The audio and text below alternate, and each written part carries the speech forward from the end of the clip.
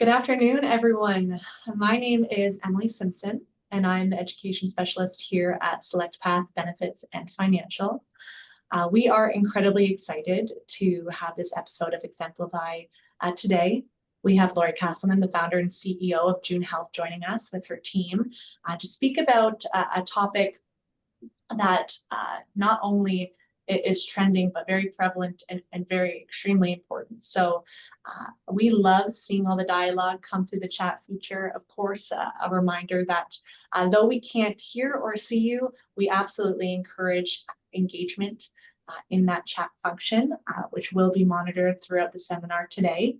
And the June Health team will be facilitating a Q&A at the end. So please feel free to put your questions into the chat throughout the seminar, but know that there is a dedicated time for that come the end. And we also like to remind people that come the end of the seminar, the Zoom platform will shut down, but we will be sending out a follow-up. If anyone has any insights, or we will be sharing resources and additional contact information for the June Health team. So without further ado, I would like to pass the mic to Lori, and thank you so much again for joining us. Thanks so much, Emily. I really appreciate you having us today, and thanks to everyone for joining us. We are thrilled to be sharing a little bit more about women's health, and I am deeply appreciative of Dr. Rami Nish, who is my co-founder and our medical director at June Health, for sharing her wisdom on the topic of all things women's health here with everyone today.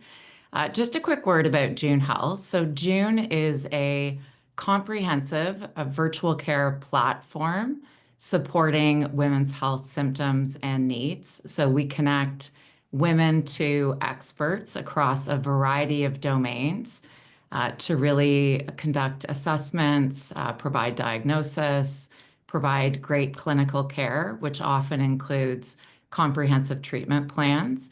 And we work with many employers across Canada, as well as partners like Select Path, to bring June into organizations to better support the health of an incredibly important, demographic group within working populations, which is working women.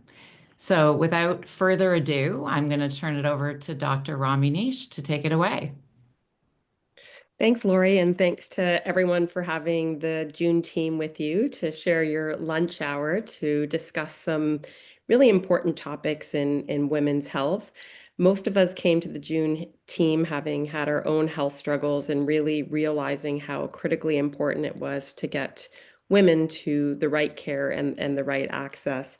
So we only have an hour, and by no means does that cover all of women's health, but we're going to touch on some very relevant health issues that women experience in midlife, the perimenopause and menopause stage, but also that, women experience throughout their reproductive age.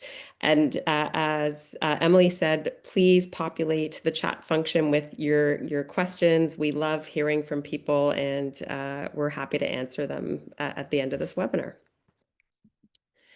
So it's not tonight, it's this afternoon's agenda, but we are going to be covering a few areas of health that have been really, as I said, common to the June team: sleep, nutrition, mental health, fitness, and those hormones, and give you a few takeaways of what we've assembled here at June to sort of tackle these huge issues in women's health. So sleepless nights, this one is near and dear to my heart. I've struggled with sleep my entire life. And really the last couple of years has been incredibly difficult until I got the medical care that I needed. And lack of sleep disrupts hormones, mood, and energy. Lack of sleep leads to a whole number of health issues, which we're going to discuss today. So sleep is really important. Adults who get less than 7 hours of sleep per night are 30% more likely to experience hormonal imbalances. These imbalances can affect mood, they can affect energy, and overall health. We know that midlife changes in the perimenopause and menopause often disrupt sleep. This affects focus at work, well-being, and can actually compromise immunity, making people more susceptible to those seasonal viruses, for example. Sleep can also compound itself, so chronic sleep losses worsens metabolism. It can affect weight and also impact things like heart health. Sleep problems can make it more difficult to control sugar levels in diabetics. Sleep can also impact mental health significantly. So sleep challenges vary from person to person. Some people might experience insomnia. Some people can fall asleep, but they wake up very early. For me, I often start my day around 4 o'clock. It's getting a little bit better. I can make it to 4:50 now. Some people have incredibly restless nights, so waking up throughout the night and not waking up feeling that they've had a good night's sleep. Um, Women might also experience increasing night sweats and hot flushes, which impact sleep. This compounds itself, leading to significant mood changes and fatigue. And then all of this can lead to stress and anxiety loops that might impact women putting their best self forward at work. So, an interesting fact that more than half of perimenopausal women actually sleep less than 7 hours a night on average. And a number of women that come to my practice feel that they only get 1 to 2 hours of good quality sleep per night, and it really impacts what they do day to day. So we know that poor sleep increases irritability. It has a real impact on anxiety and low mood. It can lead to depression, or in women that are already susceptible to anxiety or depression, lack of sleep can exacerbate these symptoms and make them more difficult to control. We know that poor sleep leads to mood swings and emotional sensitivity. And this cycle of stress, poor sleep, and fatigue really can impact daily well-being, can make people feel isolated at work, can make people feel that they're not putting their best foot forward. And it's not uncommon that I actually get asked to write a note or an accommodation directly related to lack of sleep. So people feel they cannot get a good night's sleep, they cannot do their job safely or to the best of their ability. So almost 50% of women report mood changes linked directly to poor sleep. So hormones and sleep, there definitely is an interplay. We know that hormonal shifts during perimenopause and menopause disrupt sleep cycles, that low estrogen and progesterone that decreases as women enter the perimenopause and menopause contribute to things like hot flushes, and hot flushes themselves can cause poor sleep. We know that there are also cortisol changes that result in imbalances, which raise stress and once again cause impact to mood.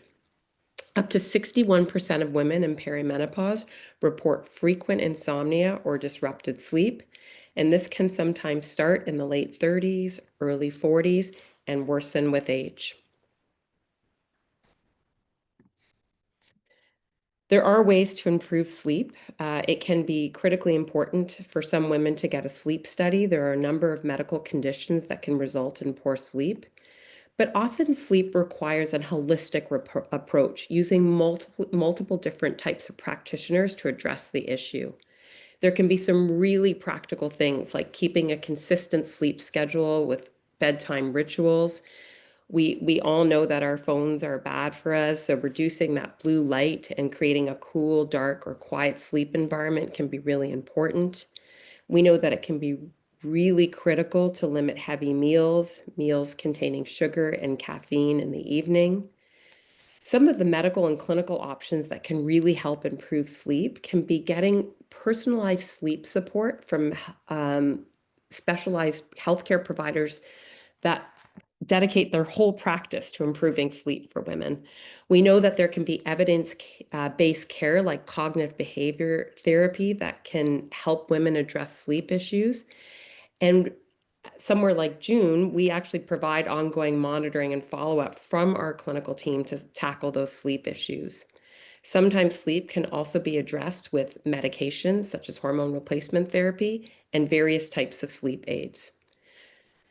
Skipping just one night of sleep can reduce your brain's ability to process and retain memories by up to 40%. So you can imagine that if you go night after night with sleep issues, that this is only going to compound itself. So improving sleep with June, well, we can help connect people to care with sleep specialists when needed.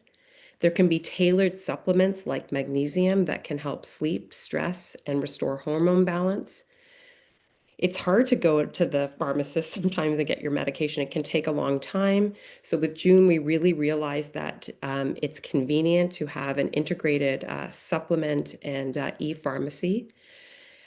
And we can integrate this into a complete care plan to provide full support, which leads to better sleep, less stress, improved well-being, and a better ability to do your job. And once your job is complete, a better ability to enjoy life outside of work. Consistently getting less than 7 hours of sleep per night can increase a risk of chronic conditions like heart disease, diabetes, and obesity. So sleep is critically important, and getting help for poor sleep is essential.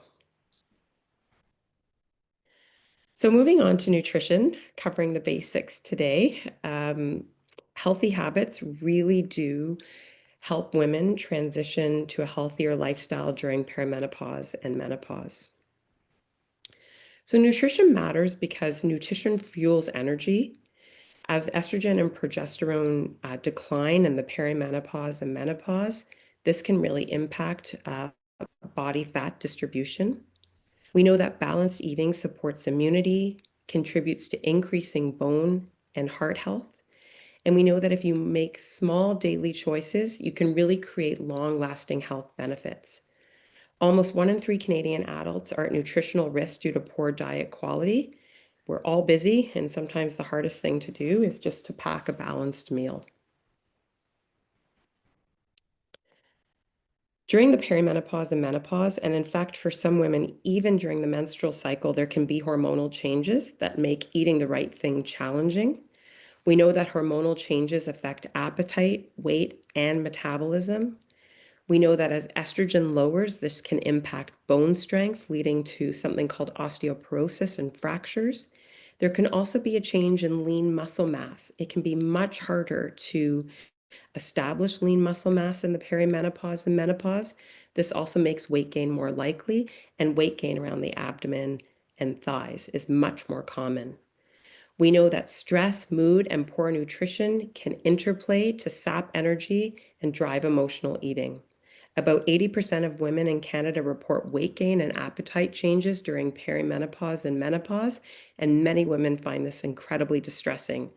A lot of women will say to me, I've changed absolutely nothing in the way I eat or exercise, but I'm not having the same impact on the way I look or feel. So as I said, nutrition fuels energy, mood, and hormones. Hormones in diet impact weight, bones, and heart health. And smart eating really does support immunity and long-term wellness. Canadians who follow healthy eating habits like eating more fruit, vegetables, and whole grains have a 30% lower risk of chronic diseases such as heart disease and diabetes. So nutrition, support, and solutions. While eating a balanced meal with adding a small amount of protein, healthy fats, and fiber, as I said, is critical for maintaining healthy bones and muscles. It's really important to limit processed foods and sugars. I ate about 10 Halloween treats at work last night, so this is not always, an easy thing to maintain. It can be critically important to stay hydrated. I'm often someone that only has a coffee in the morning and forgets to drink water the entire day, and I know that I don't feel good when I do that. It definitely affects my energy and my focus, and it's really important to manage stress eating and develop mindful strategies. This is why, as we were building out our June team, we realized it's not just about nurse practitioners and physicians, but you also need dietitians and nutrition experts, but particularly experts that understand women's health, understand how it can be important to provide dietary guidance during menstrual cycle changes or during perimenopause and menopause. Both nutritionists and health coaches can come up with personalized plans for individuals, We don't all have the same diet. Some of us are vegetarian, some of us are stress eaters, some of us don't have time to eat during the day. So working with tailored programs can really help manage cravings, weight, and energy dips. And just like me, I need to be held accountable. So if someone gives me the tools and education to track and improve my daily nutrition, I know I'm bound to do better. Only 29% of Canadian adults meet their daily fruit and vegetable intake recommendations. And as we said, this has some real health consequences. So eating to fuel your energy, support your hormonal balance, and protect both your bones and your heart health with some really simple science-backed choices and personalized guidance can have a huge impact on women's health.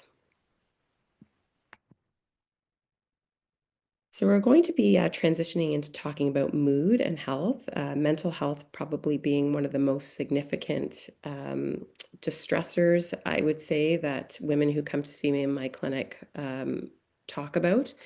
We know that hormones, stress, and routines shape mood and can manage and help make it difficult to manage one's overall well-being. Why mental health matters? Well, for the most part, this should be obvious, but we know that good mental health drives energy, focus at work and at home, and well-being. That hormones and life transitions can affect mood and resilience. And there's an interplay between sleep, nutrition, and stress management that really help to support clarity and stability. 1 in 4 Canadian women report high daily stress, which can increase fatigue, anxiety, depression, and irritability. So hormonal shifts, not only during perimenopause and menopause, but also during the menstrual cycle, and life demands can trigger anxiety, low mood, depression, irritability. And one thing I've come to really learn is quite common is rage and anger. A lot of women feel that during the perimenopause and menopausal time, they have this unbelievable feeling of rage and anger, and they find it quite difficult to navigate. We know that stress and sleep disruption and transitions reduce focus and cognitive performance. The perimenopause and menopausal time is a time where we see increased absences at work, or women might be present at work, but they don't feel that they can do their best, they can put their best foot forward. This can lead people to feel overwhelmed, fatigued, can lead to social withdrawal and emotional strain. 40% of Canadian women experience anxiety or depression during midlife and hormonal transitions. And I would say that a lot of women don't actually even understand what's happening to them. They will often go from one healthcare provider to another saying, I just don't feel like myself. These are not common symptoms I experience. My heart is racing. I feel sad. I feel anxious. This is not something that's common to me. Or even if I had mental health issues in the past, they seem worse. And women find that they often don't get the care they need.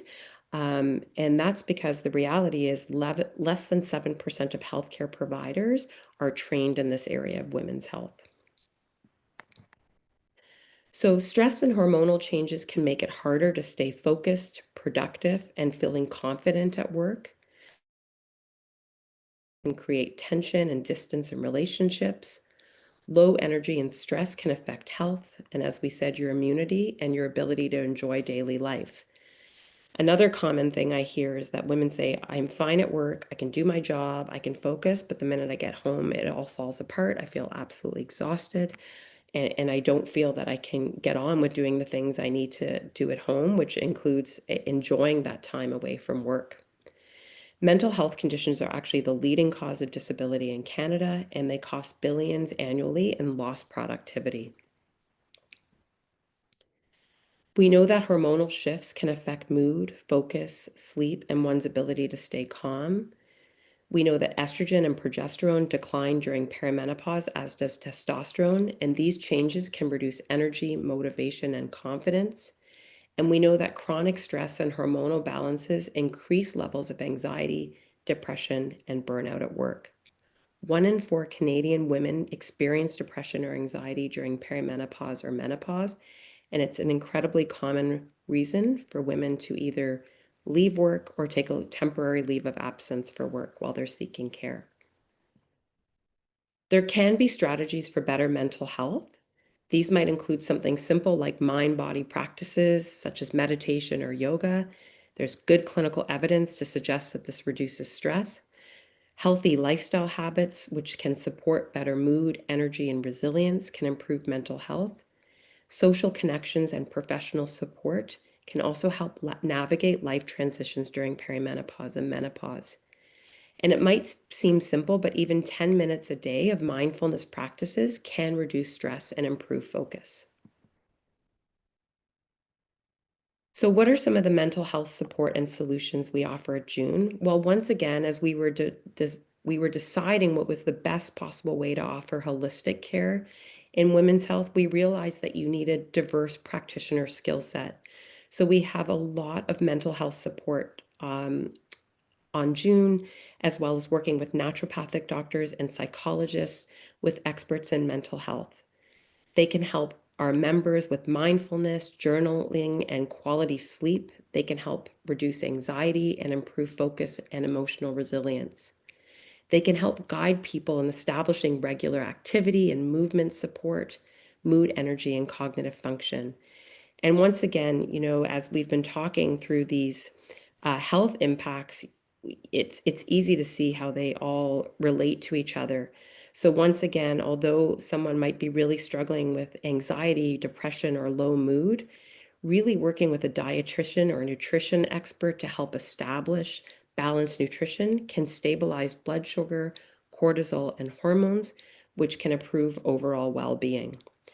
So therapy and coaching improve mental well-being within about 12 weeks for most women. So at June, our members can access a specialized team of therapists, nurse practitioners, physicians, and health coaches that are specifically focused on women's mental health. Our members can receive personalized guidance to manage stress, mood swings, and anxiety. And this is really allowing women to benefit from a whole person approach that integrates hormonal changes, sleep, nutrition, and lifestyle, all with convenient virtual access. It can be incredibly hard to get an in-person visit. There's a lack of primary care in Canada. Seeing a specialist can sometimes take up to 3 years. And June really can meet our members where they are during their workday, or if that doesn't work, after the workday is done, to really get the help that our members need. Over 70% of women say that they want mental health support connected to their physical health care. So now, looking at how we eat, move, and rest, and how that can influence hormonal balance, energy levels, and symptom management. So sleep matters, nutrition matters, and feeling your best mental health self matters. Fitness is critically important. We know that exercise regulates hormones, improves mood, and reduces stress. That particularly during the perimenopause and menopause, strength training preserves lean muscle mass and helps maintain bone health, reducing the risk of fractures in perimenopausal and menopausal women. We know that physical activity combined with good nutrition boosts sleep, energy metabolism, and also helps with long-term heart health and bone health. Just 150 minutes of activity per week can reduce depression and anxiety by 30%. The problem is, at a time where people often feel their worst, it's the time they're less likely to engage in things like physical activity without the appropriate guidance and support. Common fitness challenges, well, when women are going through hormonal changes, they feel tired, they have low motivation. That makes staying active harder. Women experience joint pain and stiffness, and their slower metabolism can limit movement and make weight management incredibly frustrating. Obviously, we're all very busy, so busy schedules and poor nutrition reduce energy and recovery from exercise.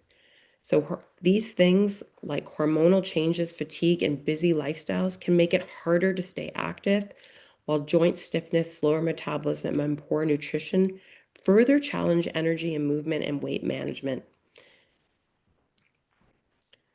We know that regular movement lowers stress hormones like cortisol, which have a direct impact on sugar management and weight management. It also boosts mood, focus, and clarity. We know that during the perimenopause and menopausal time, that strength training is equally important to cardio training. And this protects against menopausal related risks like bone loss, which leads to fractures, and heart disease. We know that exercise balances blood sugar and supports steady energy with fewer mood swings. And interestingly enough, women who exercise regularly have 40% fewer hot flashes and report better overall mental well-being. And this is likely also linked to better sleep.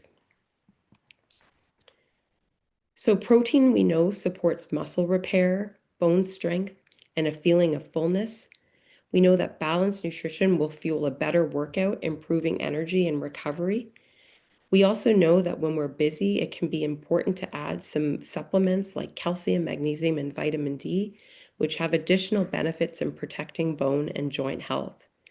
We know that poor diet can undo exercise benefits, increasing inflammation and fatigue. As I said before, we know that only 20% of Canadian women meet the recommended daily protein intake, and this really does limit the development of lean muscle strength and the recovery from exercise. So what are some of the solutions? Well, it can be critically important to start with low impact activities like walking, yoga, or swimming. Even adding a few strength training episodes per week can support that bone health, help maintain hormonal fluctuations, and provide better mental health support. If you pair that fitness with more balanced meals, it will lessen the undoing of all the hard work that's been done over the week. And then even short 10 to 15 minute sessions can have huge health benefits in busy schedules. So once again, we realized at June, it's really that holistic approach to women's health that drives better health outcomes. So June can help by developing personalized fitness and nutrition programs designed for women's health. We have ready access to nutritionists and health coaches.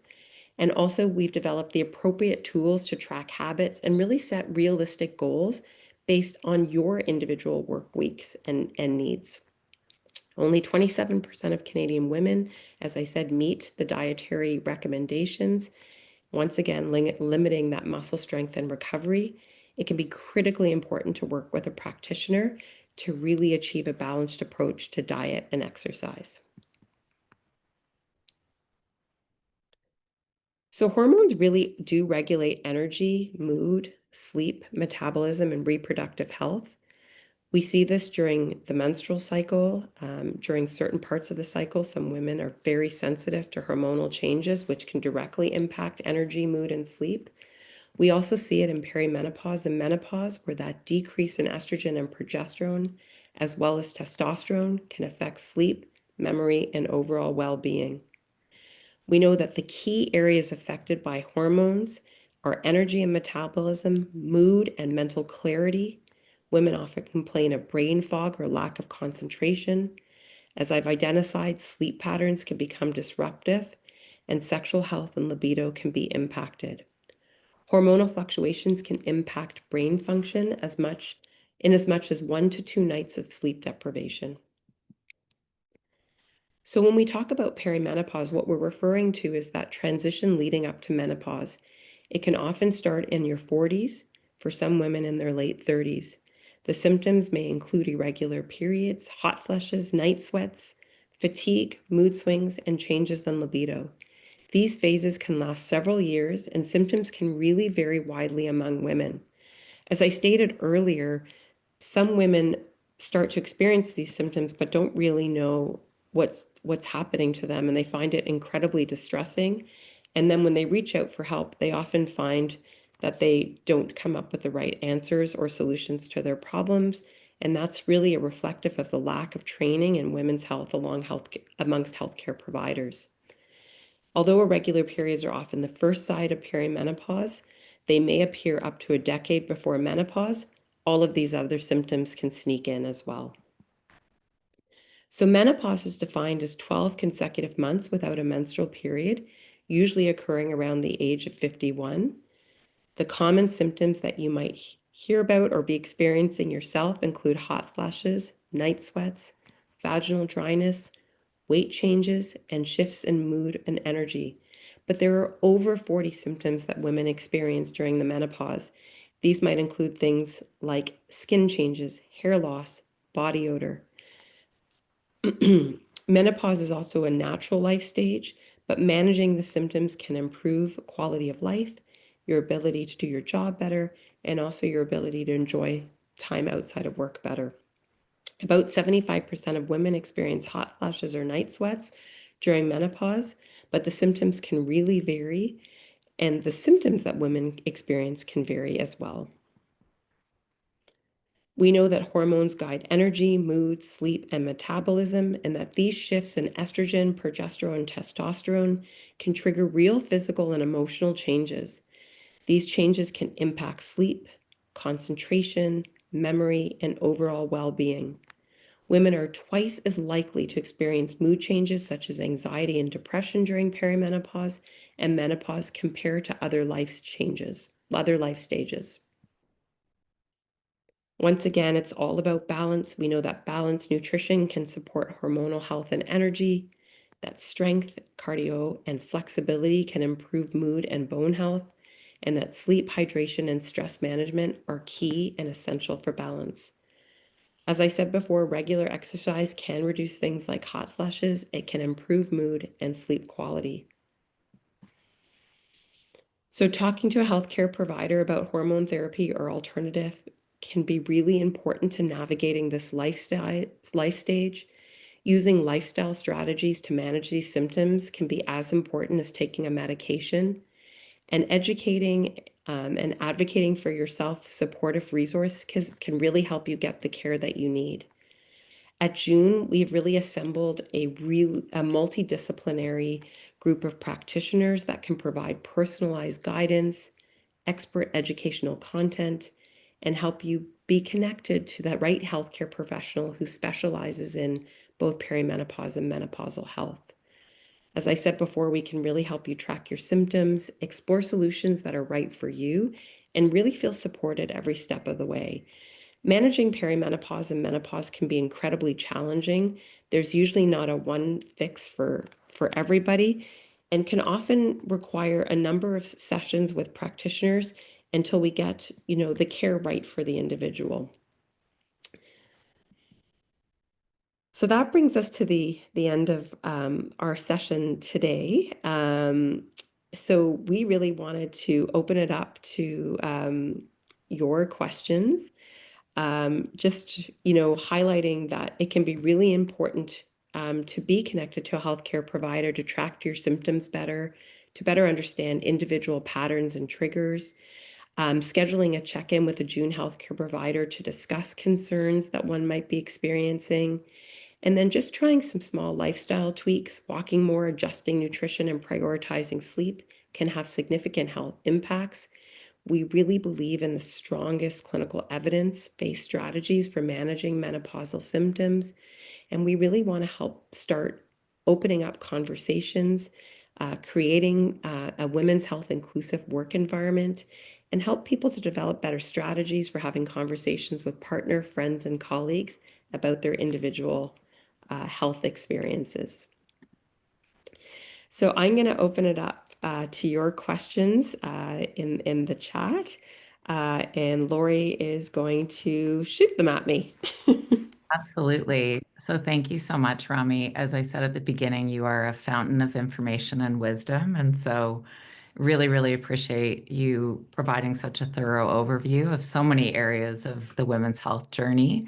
I haven't seen a ton of questions coming in, but one that I did see, we had an individual who's asking about sort of in conjunction with sleeplessness, asking about restless legs and wondering if there's any types of supplements or even lifestyle changes that you could recommend to help deal with restless legs during sleep.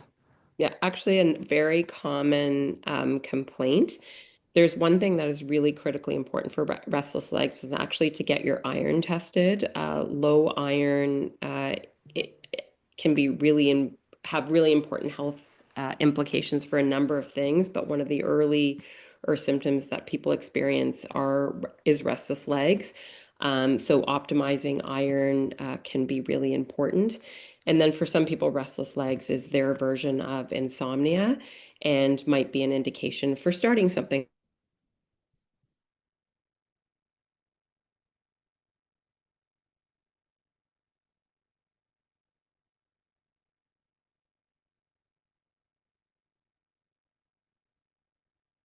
Sometimes help with restless legs is magnesium.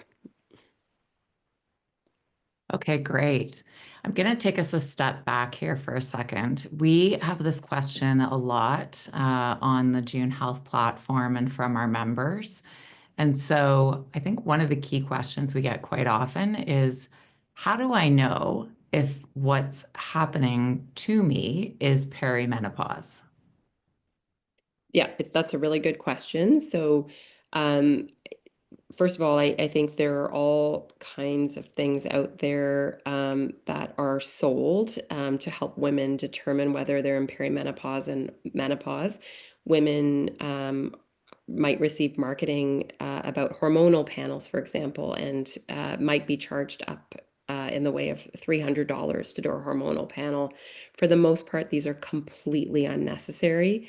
Most healthcare providers that specialize in perimenopause and menopause really want to have a conversation with the person that's experiencing the symptoms. And it's really understanding a lot of these symptoms that we've talked about today.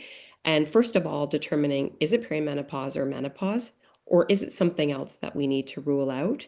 But if you're starting to experience mood changes, sleep changes, irregular cycles, hot flashes, problems with concentration, and you're in this 40 to 50-year age range, it's highly likely that you're transitioning into the perimenopause. Okay, great. Here's another great question. So, are there factors of perimenopause and menopause that are hereditary, like age and symptom severity? Yeah, very good question. Definitely. While everybody might not follow what their mother did, it is often very common. So if someone's mother or grandmother, for example, had an early menopause, you might be more likely to have an early menopause. If someone was lucky and had their mother had very minimal symptoms, that could as well be very true of you.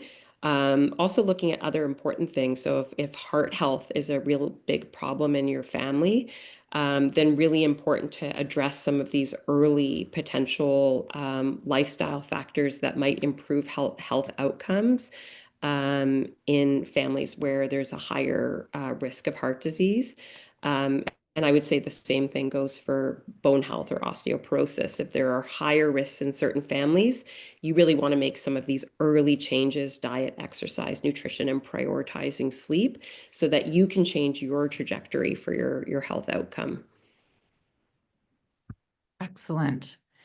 So, I know we often get quite a few questions about MHT and hormone therapy. So, I wonder if you can talk a little bit more about the concerns that some women have around any risks associated with hormone therapy. Yeah, very, very good question. So first of all, for most women, hormonal therapy is safe and probably the best option to control symptoms. There are a lot of, I would say, sort of scary reports or warnings of poor outcomes about menopause hormone therapy. A lot of that is based on clinical trials from decades ago. There is very strong clinical evidence that menopause hormone therapy is safe. But it still requires a very comprehensive assessment by a healthcare practitioner to make sure that an individual doesn't have risk factors that would mean they could not take menopause hormone therapy. Some of the common risk factors that we talk about are breast cancer risk. But if we know that the breast cancer risk is 1 to 2 women per 1,000 women, we know that menopause hormone therapy might slightly increase this risk by 1 per 1,000 women per year. but we know that the death rates in breast cancer are no different from menopause hormone therapy users and those that did not use menopause hormone therapy users. The other risk that is sometimes talked about are blood clots in the leg or lung, which might be higher risk in some women. So as I said, really important to have a comprehensive discussion with a healthcare practitioner who has experience in prescribing menopause hormone therapy. But for the most part, women who qualify can go on hormone therapy very safely. And there can be some real health benefits like bone health, decreased risk of Alzheimer's, some protection of heart disease as well. Excellent. Okay. Would HRT be something that you would continue for life, even after menopause, or can it be stopped after menopause? That is a very good question. So our sort of recommendations are to be on menopause hormone therapy for approximately 3 to 5 years. Having said that, I think I have three groups of women. Some women that go on it for a very short amount of time, the majority which fall in that 3 to 5 year window, and then I have my lifers. They are not coming off no matter what because they feel great on it, because their overall quality of life is better, and that the risks are still remain quite low. But the average use would be about 3 to 5 years, with some people continuing beyond that. If women would like to continue beyond that, I think it's just a careful conversation with a healthcare provider. Okay, great.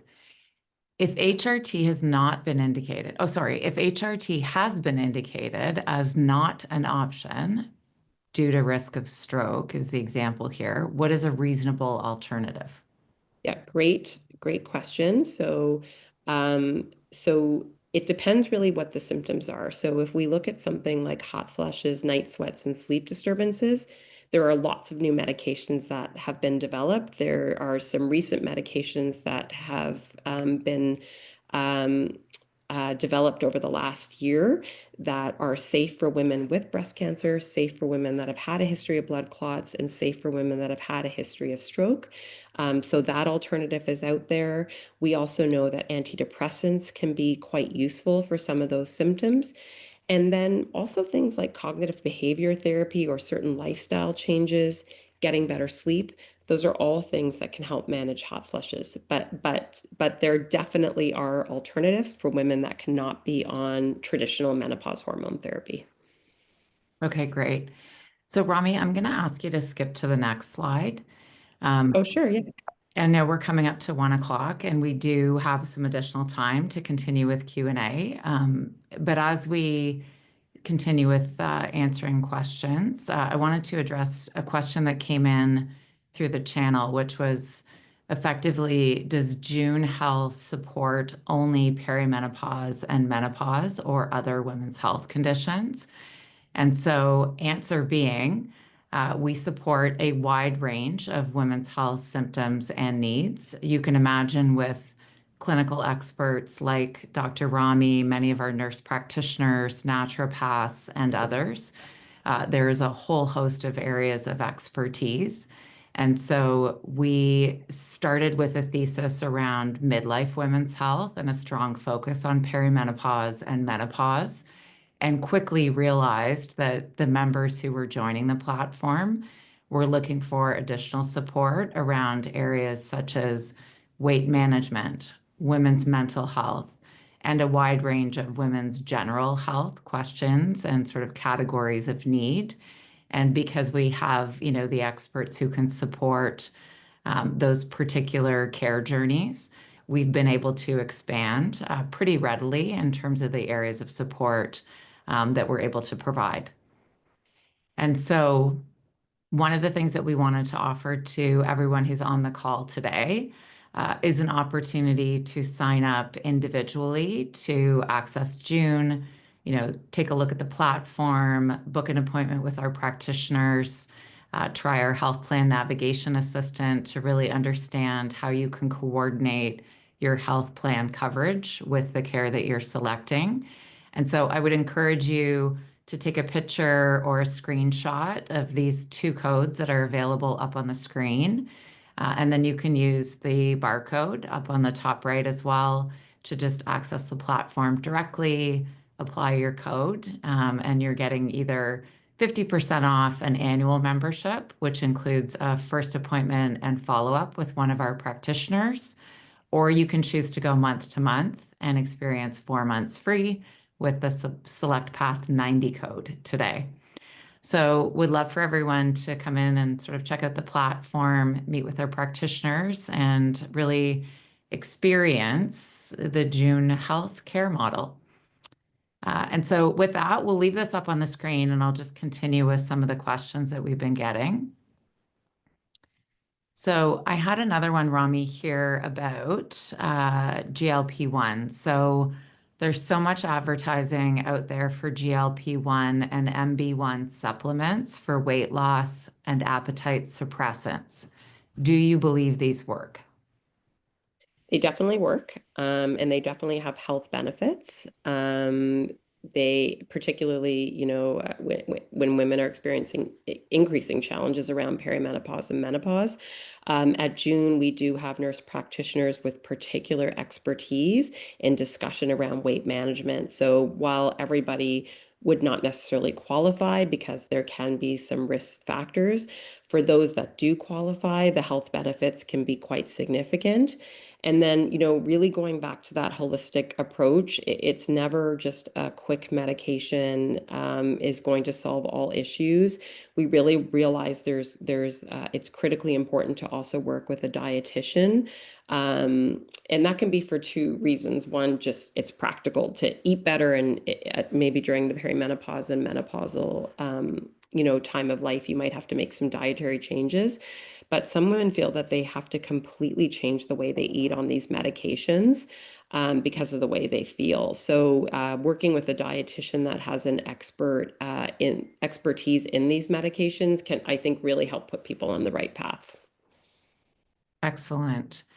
So we have a bit of a technical question. So the question was, could we shrink the slide so that the full barcode is shown on the slide? I know that's probably Well, not you're asking a lot of me, or guys. I, Rami.